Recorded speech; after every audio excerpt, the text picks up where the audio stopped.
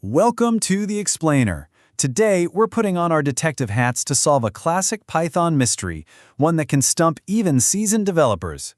But don't you worry, by the end of this, we're going to crack this case wide open together. Let's jump right in. And here it is. This is our central puzzle. So you've got a Python dictionary, and you need to know if a particular key is hiding in there somewhere. We've got 4 suspects lined up, but only one of them is the right tool for this job. The question is, which one? All right, to solve this thing, first, we have to understand the scene of the crime. What exactly is a Python dictionary? And what's the real problem, the dilemma we're trying to solve when we go looking for a key? So, think of a Python dictionary like a super efficient digital phone book.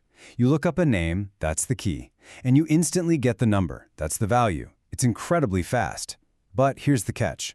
What if you try to look up a name that isn't in the book? In the real world, you just find nothing. In Python, your program could crash. So our dilemma isn't just about finding a value. It's about checking if the key is even there to begin with, safely.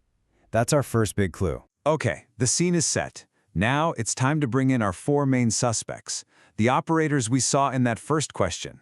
Let's get them in the lineup and see what they're all about. In, not, is, and.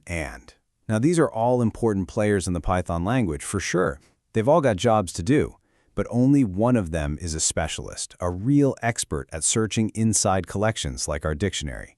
The others, well, let's just say we're going to need to check their alibis. After carefully reviewing all the evidence, one of these candidates just clearly stands out from the pack. It's time for the big reveal. Let's unmask the right tool for this very specific job. And the answer is in. Yep, that's it. Simple, clean, and perfectly designed for exactly this task. The in operator is Python's built-in tool for checking membership. You're literally asking the question it was born to answer. Is this item in this collection? And the best part is, using it couldn't be easier.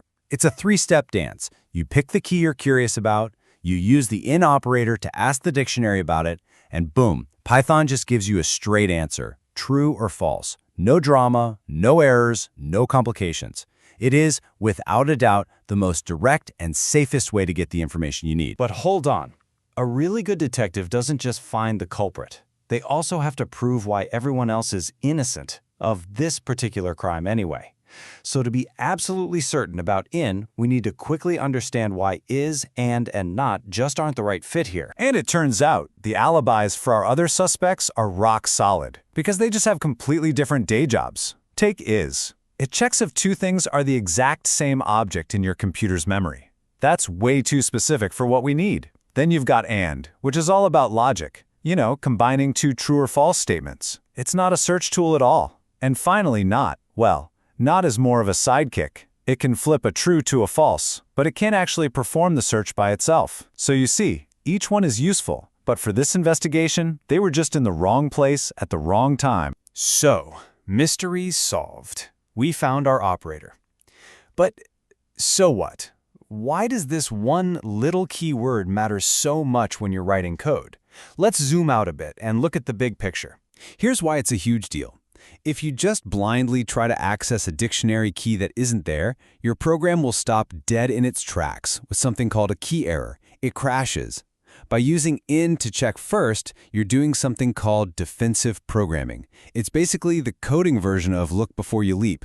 And that simple, tiny check is what separates brittle, unpredictable code from robust, professional applications. Mastering this isn't just a trick, it's a fundamental step toward writing really, really good code. We've officially closed the case on how to check if a key exists.